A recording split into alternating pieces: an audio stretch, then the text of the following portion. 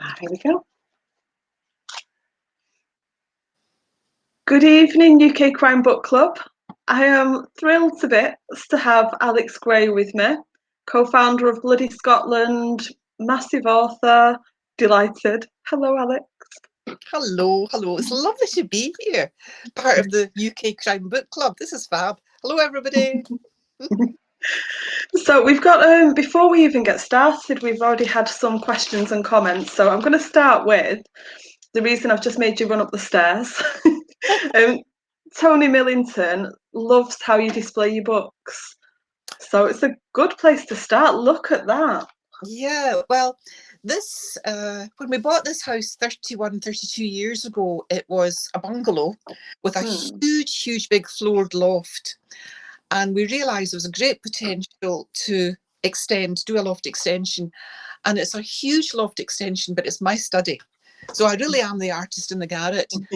We've got combed ceilings, and it's really quite difficult to put pictures up. However, a friend who was a picture framer made the first one, which I'll take this and show you if I can. Where are we? There we are. It's Never Somewhere Else, Small Weeping, Shadows of Sounds, The Riverman, Pitch Black, Glasgow Kiss, and 5 Ways to Kill a Man. So that was the first one. And then the next 7, as you can probably see behind me, also got done. There they are. So they're all framed. And I got that fabulous sticky stuff that's supposed to stick things and then come off. So it's just the last 3 book jackets. So that's 7, 14, 15, 17. And book 18 is away. Book 19 is very much here. So where's book 18 up to at the moment? Have you got a publication date? I think it's mid-March next year. And can you tell us anything about 19? Or is it too soon yet? I can tell you a little bit about 19 as a character who's introduced in book 18 who will continue to be in book 19. And I'm not telling you who it is. Okay. No spoilers. To say that I have a date with a detective superintendent or a superintendent who is the commandant at Tullyallen Castle, which is the Scottish Training College. So I've got a date with him and I'm going to be showing around the whole place. And I'm also going to be heading up into the Highlands and particularly Glencoe. So that'll be a lot of that for book 19. I'm being attacked by a fly. It's very glamorous. Get going. So before we got started, Caroline Maston, hi Kaz, asked, why did you make Maggie a teacher, which feeds into a couple of my questions about you yourself being a teacher and what prompted you to leave teaching. Yes, I was an English teacher and Maggie is an English teacher. She's very much based on my very best friend. And Val and I were at Teachers Training College together and we were in the same placements, and her husband at her wedding, where we go back a long way. And when Val was young, she's still very slim and very bonny, but she had long, dark, curly hair, and I always imagined Maggie like that. But there's a lot of Maggie's personality and things that she likes doing, which are totally me. Obviously, all the references to English literature, that's from me. But she also loves cooking and baking, and that's me too. Kaz is also a teacher. So did you leave just to write full time? I had to stop my teaching career in 1992 because I was severely ill with ME. Right, okay. And all the different options like job sharing or part-time, my GP said, no way, you will have to stop, you're too ill. And Do you know what? It was a good few months of sleeping night and sleeping day, but it was one door closing and another door opening, Sam. I've got above my desk, I've got a whole lot of things in my pin board. And one is a wee quote from the book of Proverbs. A man may plan his way, but the Lord directs his steps. And I totally... So, I mean, I know that I was always destined to be a writer. I've been writing since I was knee-high to a grasshopper. But that was the chance for me to completely change. So 1992, very, very ill. 1993, started sending away stuff, getting them published, shorter pieces, and also joined a writer's workshop. So there you are. So what kind of things did you write when you were younger? Have you always known it was going to be books? I wrote my first book when I was 12.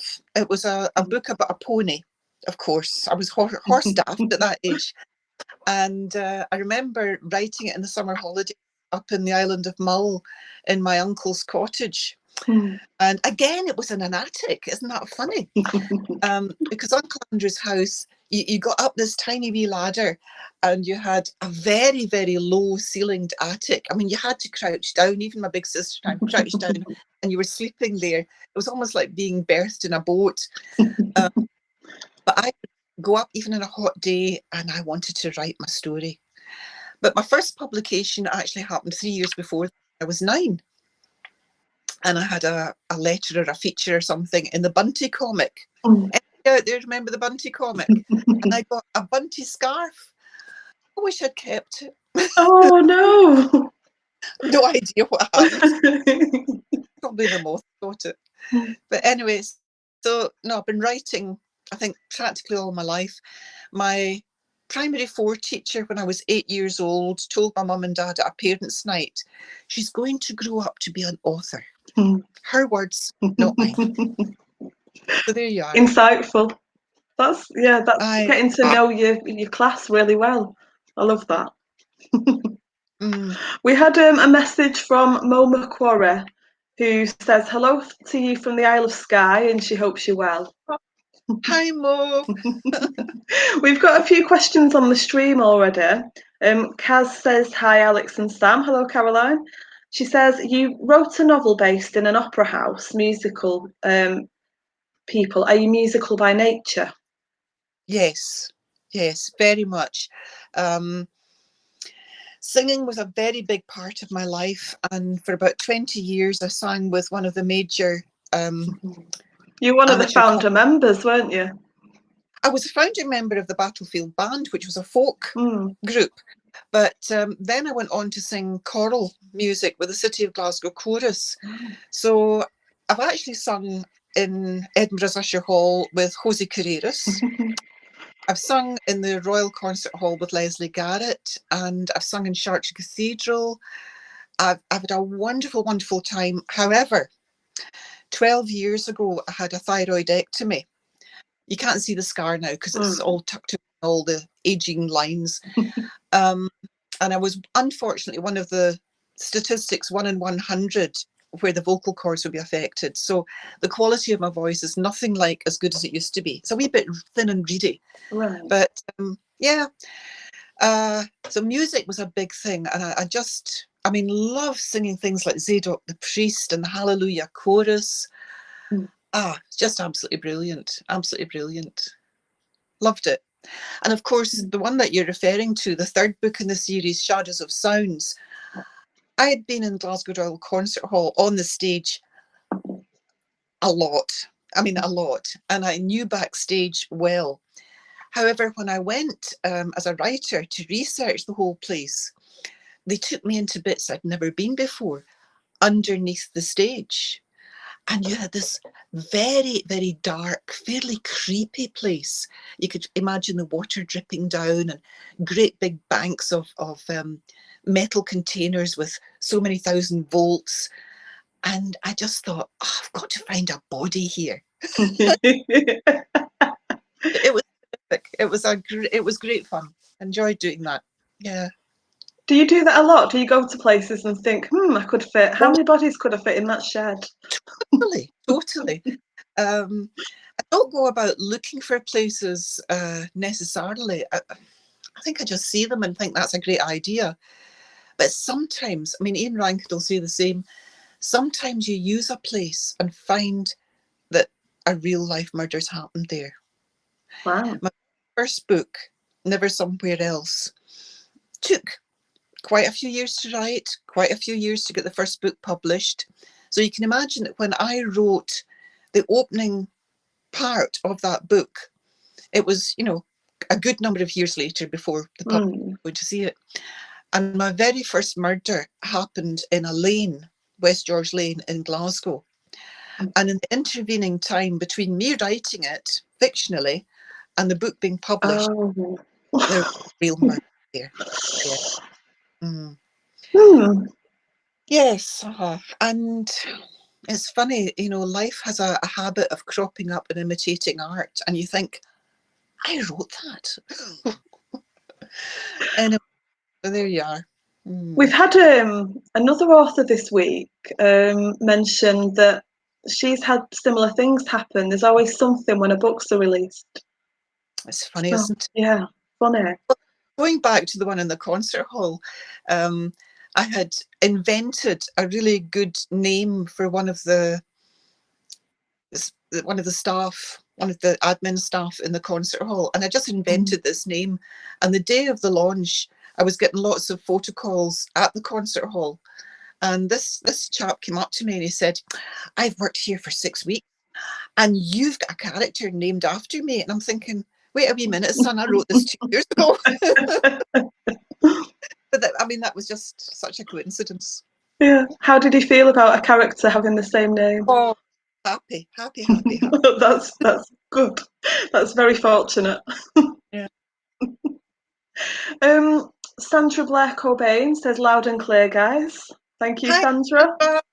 she's from Rothsay in the island of Bute. She's a lovely, lovely woman, and she married my niece. She's the registrar there. Oh, Sandra's fan. lovely. Oh, Great hi, Sandra. fan. And they've got a fabulous bookshop down there called Print Point. So if you ever go to the island of Bute, you must go and look at Print Point. Great bookshop. Nice little plug there. We'll pop a link in at the end as well for them. Good. Kaz has asked a question I was going to ask. What inspired you to found Bloody Scotland? So it's you and Lynn Anderson co-founded. Okay. This is absolutely true, this story. Okay. I love it when authors start with that. Yeah. You know it's going to be good. Lynn and I were at the Crime Writers Association annual conference, and that particular year it was in Lincoln. And it took me about 4 trains to get from where I was all the way to Lincoln. Anyway, we got to Lincoln, and it was after the gala dinner, and we were on, and this is absolutely true, we were on the second bottle of Prosecco. So never mind blame it on the moon, blame it on the booze. And we're on the second bottle of Prosecco, and we're looking around and we're saying,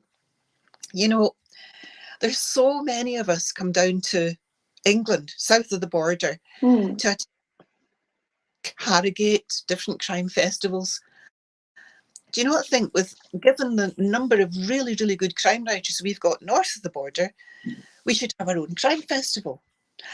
And as soon as we started talking about it, the idea just grew and grew and grew. All the way home on all these train journeys, Lynn and myself and our very, very dear friend Alana Knight, we couldn't talk about anything else. Yeah. One stage, Lynn said, "We'll call it the Caledonian Crime Writing Festival, or the Caledonian International Crime Writing Festival." And I said, nah, we'll call it Bloody I imagine folk like Ian Rankin, Mark Billingham, Stuart McBride propping up the bar in some overseas saying, "You going to Bloody Scotland this year?" And I thought, yeah. It's a cracker of a name. Yeah. And luckily, our agent, Jenny Brown, who was instrumental in setting up the Edinburgh International Book Festival, she agreed to be the chair of Bloody Scotland. And Val McDermott, who was instrumental in setting up Harrogate, gave us great pointers. We took 2 years to set the festival up, and I think the attention to detail is what's made it a fabulous festival. Yeah. The late Lee McIlvanney said at the very first festival, he said, "I can't believe this is its first year." And it's fabulous. If you've never been, come. This year it's virtual, of course, as so many other festivals are. Yeah. Hopefully next year we'll be back in Stirling. We'll be up at the Esplanade. We'll have the torchlight parade, and everyone will be happy. That sounds amazing. It's definitely on my list.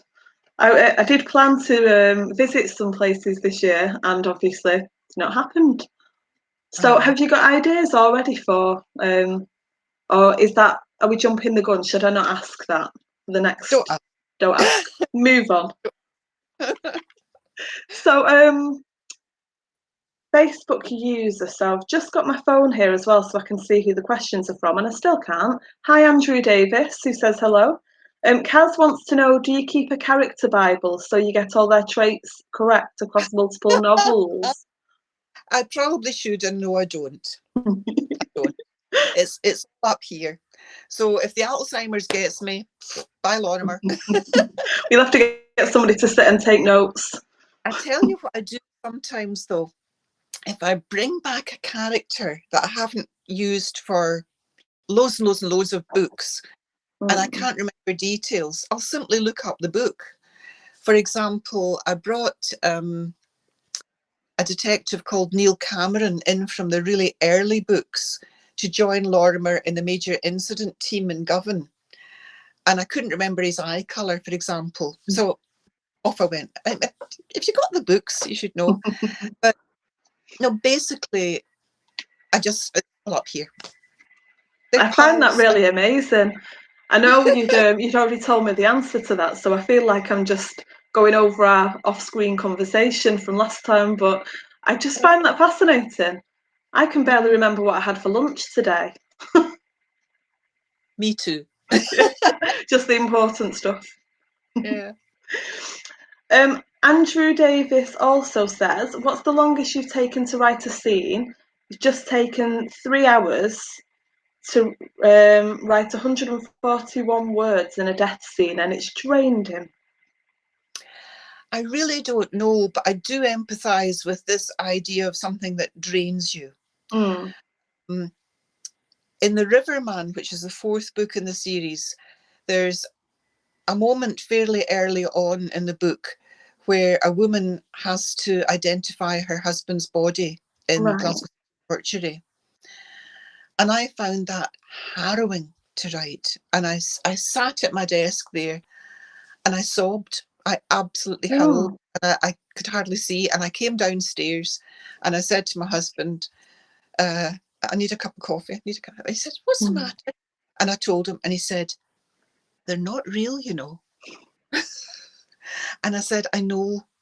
But they are to you, they are to the readers. I feel their pain, I feel their emotion. And I think that's one of the things that is harrowing. I've no idea how long a scene will take me to write. I've never measured it in that kind of time. Yeah. But there are some scenes that have affected me very, very greatly. Yeah. Yeah, I can imagine, especially with the detail you go into. I can imagine that can take quite a toll. Do you ever have a break? Do you have a break between books, or are you always writing? Having a break at the moment because book 18's away and I'm just starting the research for book 19. So in some respects, I'm not having a break because I'm thinking about book 19. But the brain's having a break, so I'm not actually physically sitting at the laptop.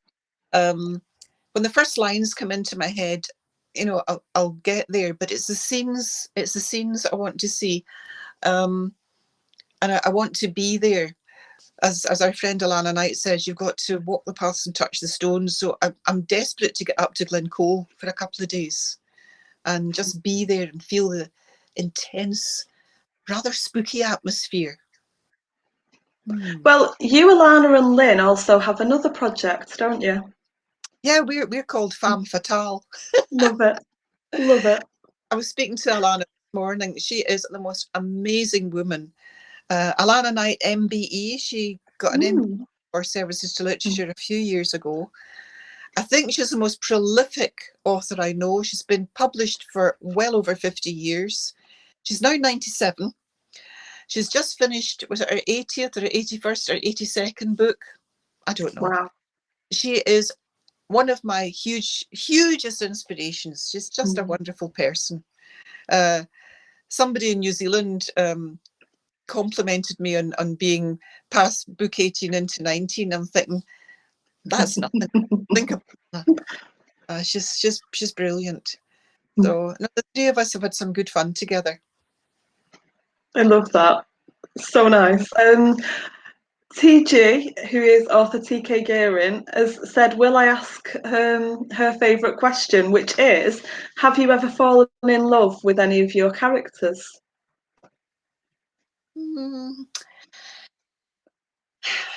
I fell in love with my husband, and there are a lot of his traits in Lorimer.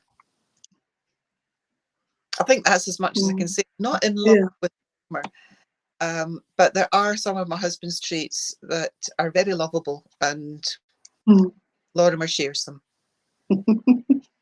We've got loads of questions coming in thick and fast here. Good. Kaz is saying that me and her need to go on a festival tour. Yeah, we do. Neither of us drive, so I see a lot of train journeys in our future. But that's okay, because you can have a drink if you're not having a drive. That's right. So there we go. She also wants to know, do you see an end to the Lorimer series? No. No, keeping William going. No. Keeping him going. Usually by the end of one book, I've got an idea for the next, and I've actually got an idea for the next two. So great news. No. Kay Walker says hi. She wants to know, which book did you enjoy writing the most? I enjoyed writing The Riverman for a lot of different reasons. Possibly meeting George Parsonage, who is the Riverman. That was a big thing in my life. I'm actually going to visit him tomorrow. But another one that I loved writing was Keep the Midnight Out. Keep the Midnight Out is set in the island of Mull, where my mother was born. And I just love the island. It means such a lot to me. That was the place where I wrote my first book at 12. That was my uncle's cottage. And that cottage actually belonged to my cousin when I wrote the book.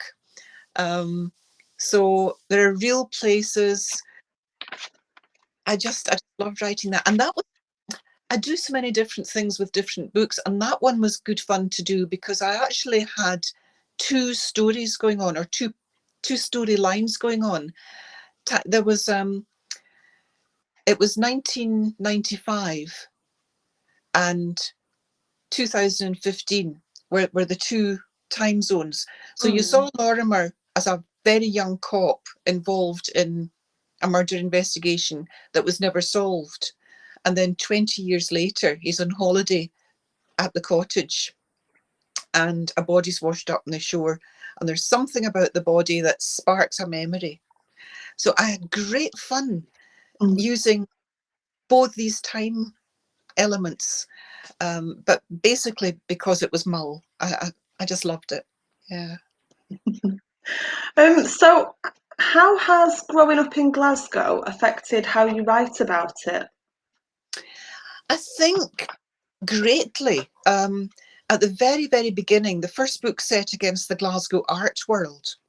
And I probably could have gone to art school if I hadn't gone to university. I've always been interested in art.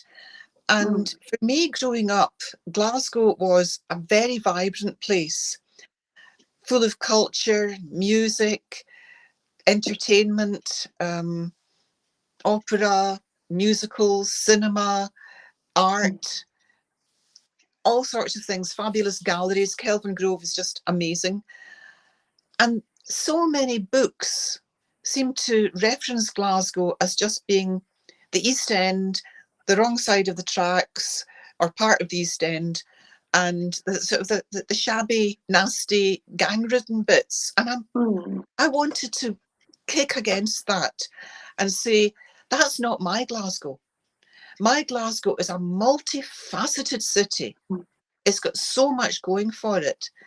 And I really set out to show the Glasgow I love. So you've got book one, the world of art. Book two, it's a medical world. Book three, as you know, is set in Glasgow Royal Concert Hall. Book four, it's the business sector. Book five, what's book five? Book five, football. I am a football supporter. I support St Mirren Football Club, same one that Chris Brookmeyer loves. Yeah, we're all a wee bit mad up here, but there you are. So I love football. I would watch football every night on the TV. So that was a self-indulgent thing. But Glasgow people love football. So each book does show a different facet of a multifaceted city. And that's what I wanted to achieve. I think you have. Good. It is. It's nice to see not just the gritty side, like you said. Yeah. Yes. That, I mean, Beautifully done. There, because that's part of Glasgow. So I mean, in one of the books, A Pound of Flesh, very, very much deals with prostitution, the red light district, that kind of thing. I did some very, very intense research with a fantastic lady who had been a detective chief inspector, Nanette Pollock. And here's the pussycat coming to say hello. Are you coming to say hello to the people? No, she's away. Almost. We have loads of cat lovers. Yeah. So that was, that's that side of the city. But at the same time, you see Blytheswood Hotel, one of the most beautiful hotels in the city, really prestigious places. And the Scottish Parliament comes into that as well. So there are so many different layers that you can uncover. Somebody's asked, it's Eileen Brown. Hi, Eileen. How do you decide the title of the book? Which led me on to a question I wanted to ask about the titles and the covers and how much say you have in that. Right. Well, I do come up with titles that's got to fit the book. It's got to fit the book. And the first three titles, Never Somewhere Else, A Small Weeping, and Shadows of Sounds, all came from quotations from the poet Norman McCaig. And I knew Norman when he was alive, and we had some nice chats. I just think he's a fantastic poet. So I got these. Also, Keep the Midnight Out is from almost the same quotation as Never Somewhere Else.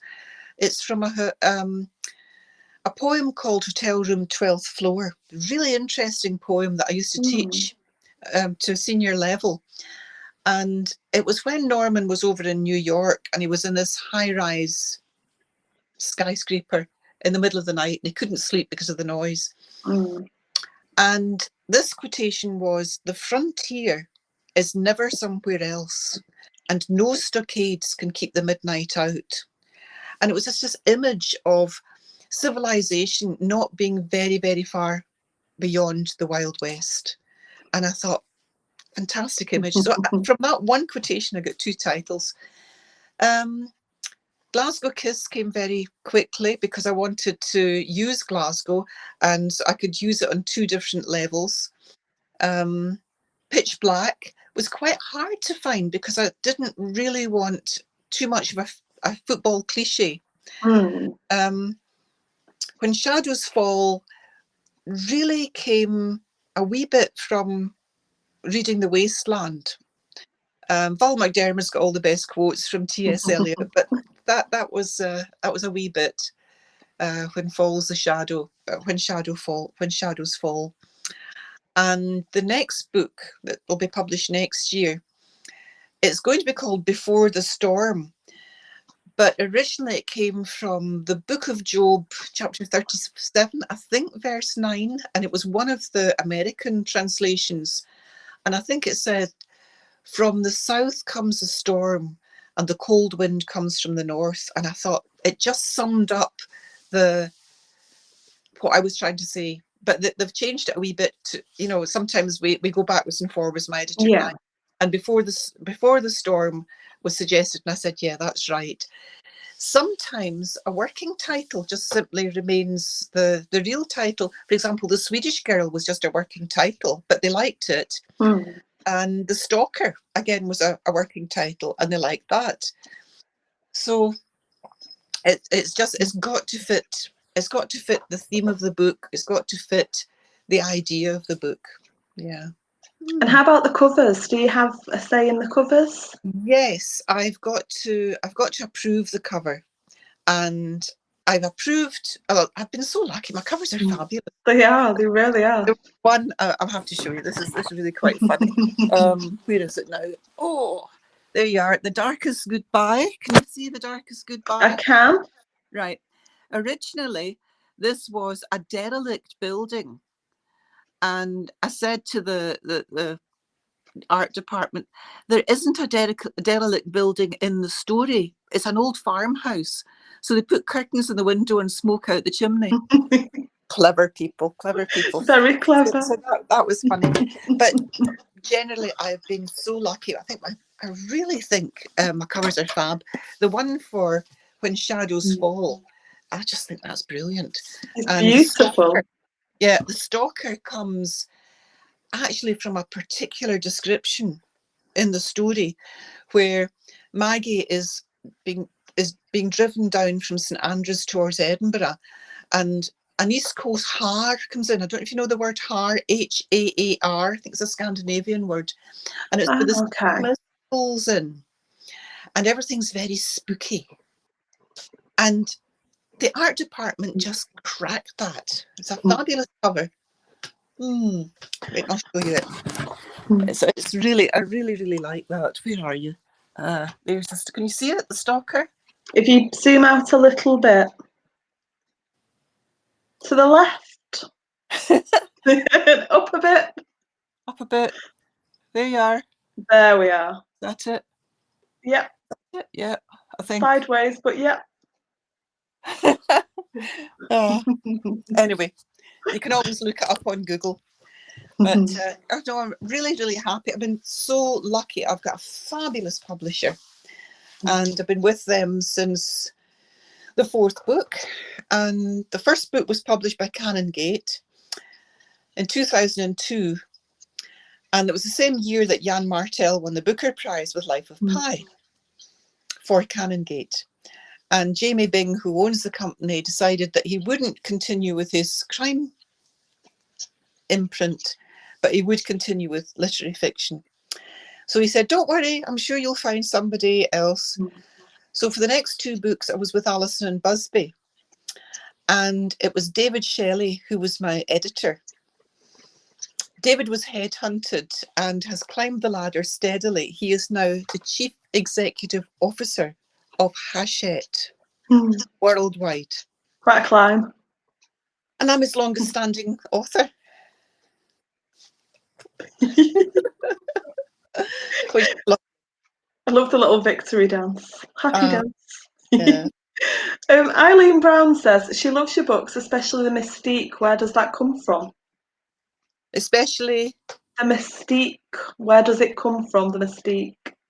She says. What does she mean by the mystique? Well, hopefully she's watching and she'll add an extra comment. We'll come back to that one. She does say it's so obvious that you love Glasgow. So you mentioned earlier on about sensitive subjects, and Eileen wants to know, how do you deal with very sensitive subjects? So obviously they can be quite draining. Yes.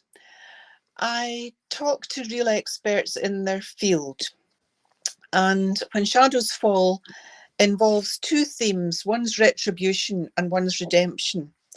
And to research this book, part of which is set in Berlin prison, I had to speak to prison chaplains.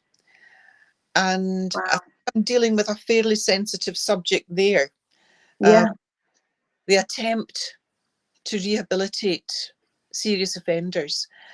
And for many years, I've visited prisons in different capacities. Well, as an author. And yes, that's one very sensitive area. You have to be terribly careful. Yeah. The book I just finished writing involves a refugee, and that again has to be handled quite sensitively. Absolutely, yeah. Mm-hmm. Well, Eileen's just clarified that she means undercurrents of the unknown. Undercurrents of the unknown. How do I handle that? I think I Mm. handle it just instinctively. It just, ideas will come to me and they'll just be fed into the prose. I don't think I actually sit down and think, how can I put in something strange or elemental? It's just a natural process. I think I've just got a quirky mind, Eileen. TG says she loves Scotland and fell in love with the scenery, but she's never been there. Which of your books best describes the Scotland you love? That's a tricky one because I'm guessing there's elements in all of them. There are. I would certainly, if you want to go to the island of Mull, keep the midnight out. If you'd like to go to Harrison Lewis, you'll find lovely descriptions. I shouldn't be immodest. You'll find descriptions in A Small Weeping. The Stalker will take you around a lot of different places in Scotland because Lorimer's wife at that stage is promoting her first children's book. And she does a book tour. Now, it was my book tour, so I knew it very well, going right round Scotland.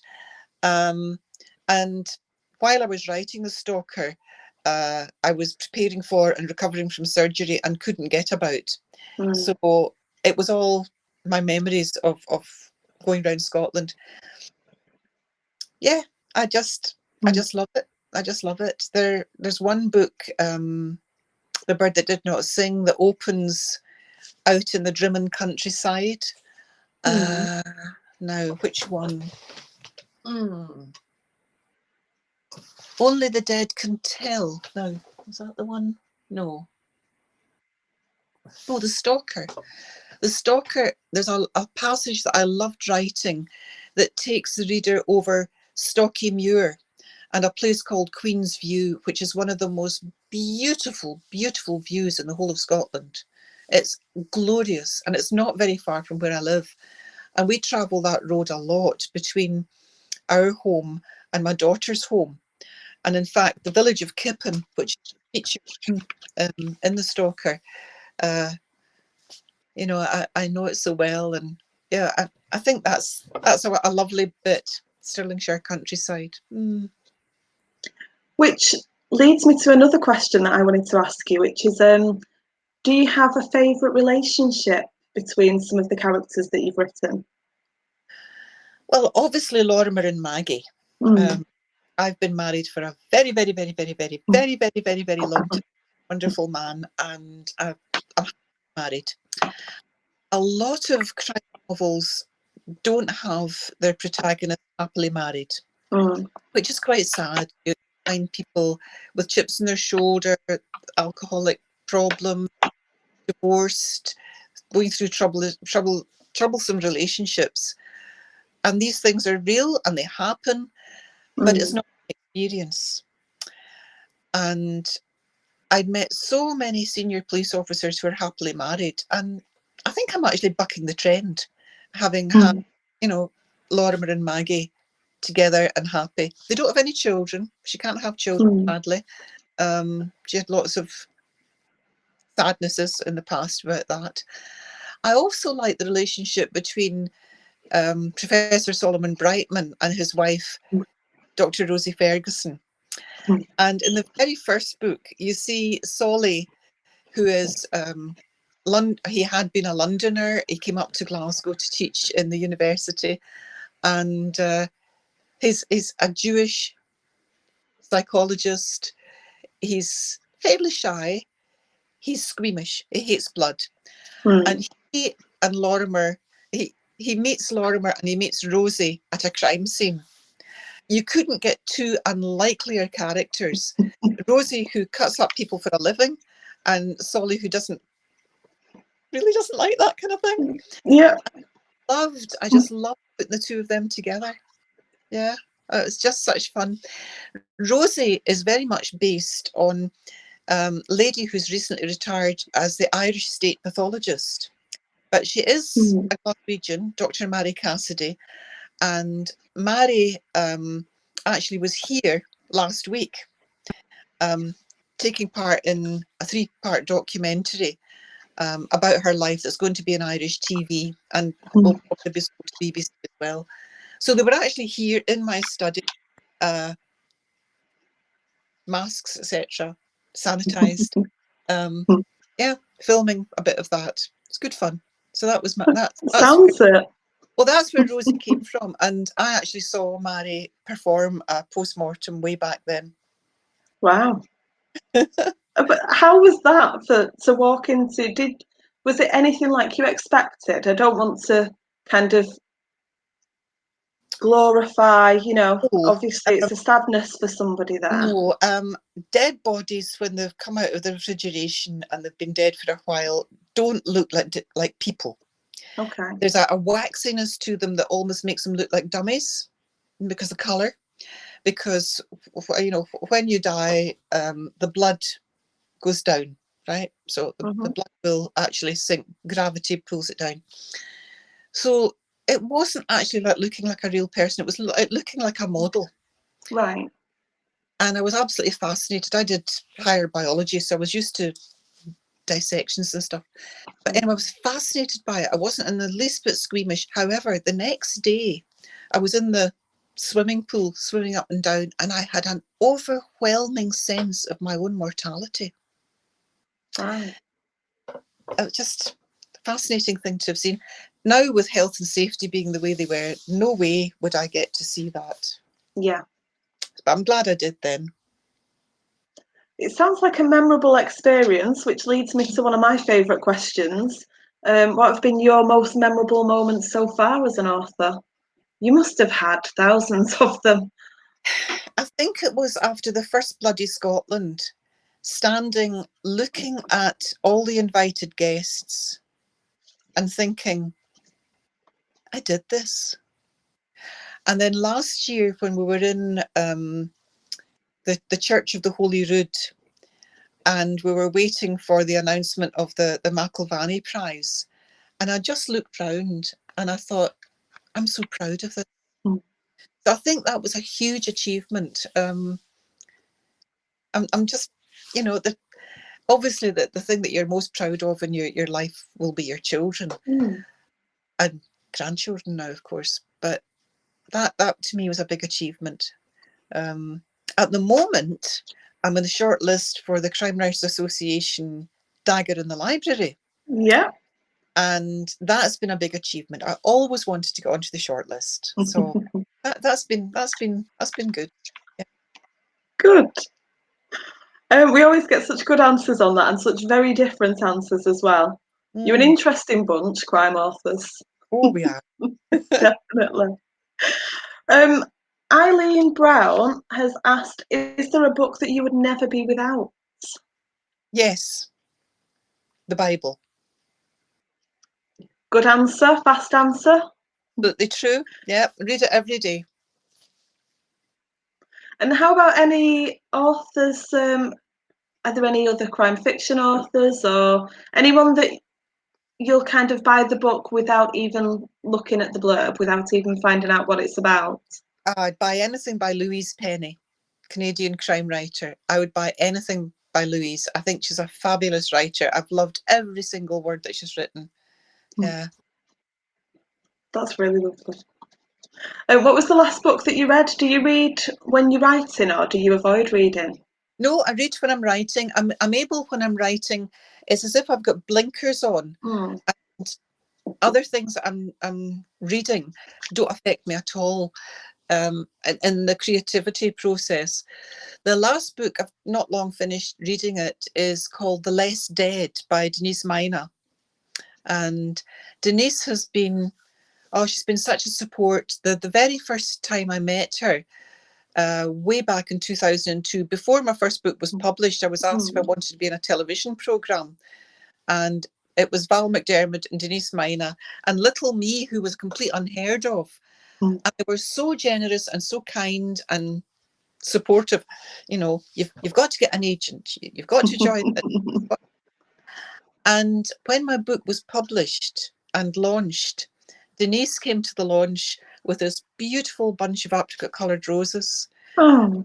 I had always kidded her on. She was like the princess of crime. And I had kidded on that I was the lady in waiting because my book hadn't been out just before, you know, at the time I met her. And she said to me, "You're not the lady in waiting anymore. You've arrived." She's super perfect. It's just absolutely super. And her editor, Jade Chandler, it's the second time she's been Denise's editor, but for several years she was also mine in a different publishing house. Yeah. We've got somebody's put fascinating interview, and it's helped with my own crime writing, which is lovely to hear. And that is from TK Geary. So keeping us busy. We've Desert Island favourite song. There's one I've not had somebody ask one of the authors before. That's Eileen Brown. Oh, that's the I think hard it's one. got to be The Carpenters. We've only just begun. Oh, beautiful song. To live what lace promises. Love it. I love it. I love it. Beautiful song. When I was married, I went out to Zimbabwe to get married. It was Rhodesia back then, and that just meant so much to me, you know. That's so lovely. We've only got 15 minutes left. We're 3/4 of the way through already, which is flying. So obviously you've written quite a few now. What advice would you give to somebody who is just starting out? Well, everybody's got a different way of writing. There is not such a thing as the correct way of writing. What works for you might not work for someone else. What works for me is that I edit every day what I wrote the day before and start off from there. I don't write 9 to 5. I write in intense bursts, and I tend to get up 4 or 5 in the morning sometimes. Wow. And, you know, write intensely at that time. Believe in your own writing. Edit. Read over what you've written. Read aloud. Because, you know, sometimes if you read something aloud and you stumble over a word or a phrase, it's possibly the wrong word or phrase. Yeah. Don't show it to anybody. Don't show your work to anybody. Don't be so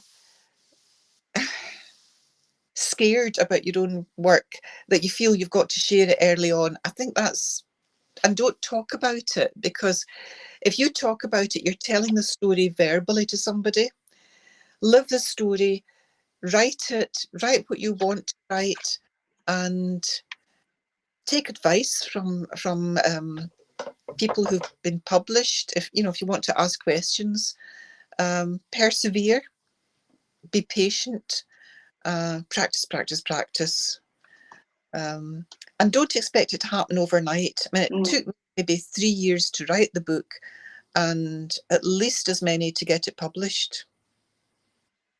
It was the 12th publisher, Canongate, who accepted my book. It was the 13th publisher, Bloomsbury, that accepted Harry Potter. I got there first, Jo. You did. Are there any events that you're looking forward to once we can start kind of going physically out to events again?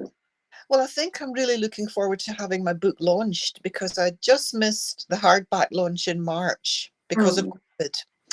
I was not prepared to risk bringing the disease into my own household. At that time, my brother-in-law was staying with us. He lives in the island of Bute.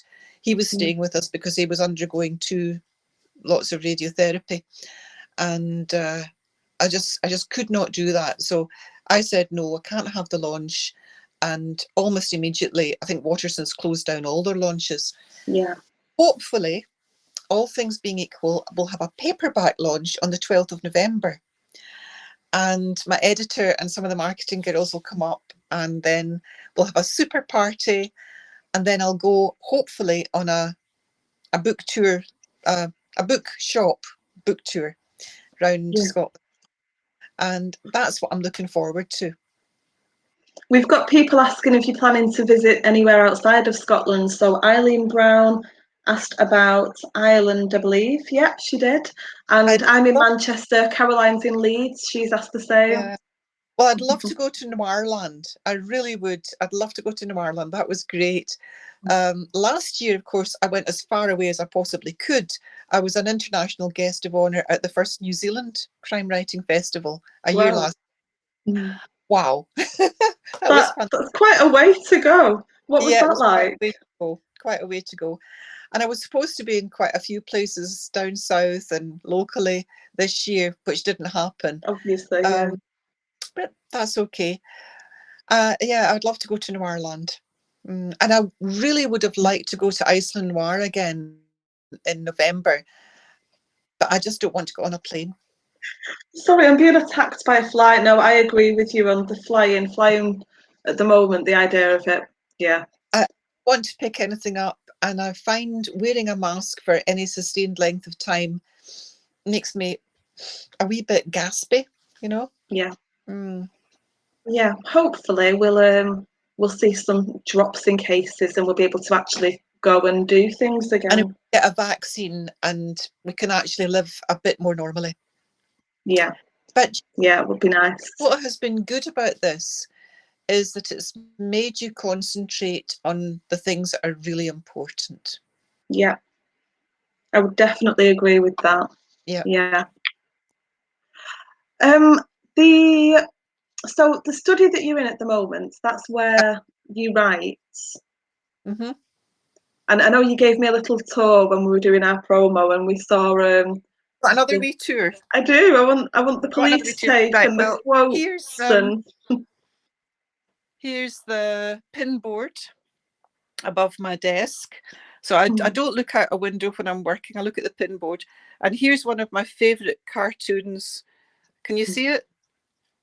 Just to the left a little bit. There you go. The editor looking at the lady in the bonnet says, "We like the plot, Miss Austen, but all this effing and blinding will have to go." And I love this one. I actually sent this to PD James and she loved it as well. Can you see the pussycat? Down a little bit. There we go. Hand over the loot or the kitten gets it. So, and there's another one I like from, there's Eeyore. Can you see Eeyore? Down a little bit. Can almost see him. There. Left a bit. There we go. This writing business, pencils and whatnot, overrated if you ask me. And that sort of, that keeps me on my toes. Don't take yourself too seriously. Anyway, here's one of the views from one window. There's my garden. See, now I can see why you don't sit in front of it, because you'd never get anything done if you did. No. Although over in these hills, there are two bodies in the next book. Found over in these hills. Yeah, and there's lovely hills over there. There's a sunset, and from the other window, we'll show you. Say hello to the camera, pussycat. From the other windows, I can see other hills. It's just lovely. Got hills and trees, and anyway, yeah. I'm very, very lucky. Very, very lucky. Here's what it looks like when you come into the study, which is a wee bit mad. It says crime scene, do not enter. And there's a lovely kind of map of Scotland with Anne Cleves, Val McDermid, Chris Brookmeyer, Ian Rankin, Doug Johnson, me. So yeah, it's a great place, and of course there's all my books, my bookshelves. Can you see my bookshelves? I can, and the guitar. Yeah. And the guitar, yes. Well, it's my son my son's been staying here because I've now got the sofa bed into a proper bed, because he's been staying here quite a bit during lockdown, and he's a musician and a music teacher. So I used to play guitar, of course, obviously being a founding member of the Battlefield Band, but he's a real musician. We've got a couple more questions Mm-hmm. that seem to have disappeared from the stream. I don't know why that is, but that's okay. I've got plenty more. But we've only got 5 minutes left. Do you want to give us a quick recap of your book covers so that everybody knows what they're looking for? Of course. Recap of the book covers. Here we go. Never Somewhere Else. Where is it? You're trying to get up. It's quite hard, actually. Find myself leaning with you. I know. There we are. There we go. That's better. Do you have a favourite cover? I really like The Riverman. I think The Riverman was great because it's got all the it's got the river, and it's got the cranes. Because I like Pitch Black because it was St Mirren. That was St Mirren's old ground, Love Street. I've already mentioned the stock. Here's a beauty. Still Dark. Wow. That is a lovely, and you can see Glasgow Cathedral. You see Glasgow Cathedral there? Am I? Yeah. Yeah. Yeah. No, I really like them. Really like them all. I'm so lucky. Yep. So there they are. Oops. Thought we'd lost you for a second then with the bang. Must have pressed something. So are there any other projects that you've got in the pipeline that you haven't talked about yet? You are very, very busy. Any other projects? I'm trying to lose weight. Okay. I had 2 surgeries over the last couple of years. Got a knee and a new hip, and I wasn't able to exercise a lot and put on a bit of weight, but I'm nearly, not maybe half a stone back to my fighting weight. So that's a project. Yeah. I'm going to finish with one of Caroline Maston's favourite questions. She always asks authors if they would make a graphic novel of one of their books. Well, Denise was awful good at making graphic novels, and funnily enough, both Ian Rankin and I, when we were wee, we used to do graphics, and with the with the speech things. And I did that a lot when I was wee. But I think I would find it very complex because my books are so multi-layered. I don't think I would know how to follow a thread. No, I think it's a skill now that I probably couldn't translate from a crime novel into a graphic novel. I think Could you pay somebody else to do that for you? I'd rather see it on the television. Yeah. But I would get somebody to do it for me because there are so many skilled script writers. Yeah. Yeah. I did say that was going to be my last question, but you've just raised another. Do you have anybody in mind for playing any of the characters? Well, recently I've fancied Gerard Butler being Lorimer, partly because he comes from just down the road in Paisley. So maybe he's a St Mirren fan. I don't know. Would that be a prerequisite? Would he have to be to get the part? No. But it would be nice if you would be tempted to do that. That would be fun. I have had the most lovely hour with you. Thank you so much for agreeing to join us. Thank you so much. It's been lovely to be part of the UK book club, crime book club. So bye-bye, everybody. Take care. Be safe. God bless.